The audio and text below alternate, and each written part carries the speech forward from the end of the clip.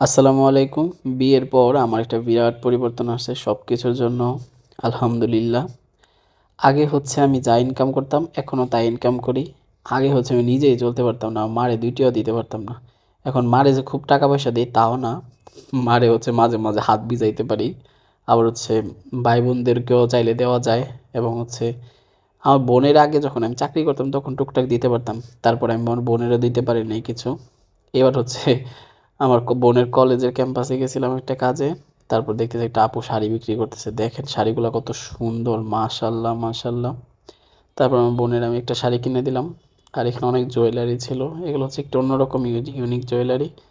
আর সবগুলোই খুব সুন্দর এবং রিজনেবল। খুব দাম কম। অনেক দাম কম ছিল এবং শাড়িগুলা হচ্ছে ৳১১০০ করে ছিল। শাড়িগুলোর দাম মোটামুটি ছিল। আর দেখেন শাড়িগুলার কোয়ালিটি এবং হচ্ছে ডিজাইনগুলো কত ইউনিক। আমার কাছে ডিজাইনটা ইউনিক মনে হয়েছে। আর নরমাল যেরকম শাড়ি হয় এরকমই হয়েছে। আর সবাইকে ভিডিওটা দেখার জন্য অনেক ধন্যবাদ। আর আমার বোনের জন্য এবং আমাদের জন্য দোয়া করবেন। Bye bye.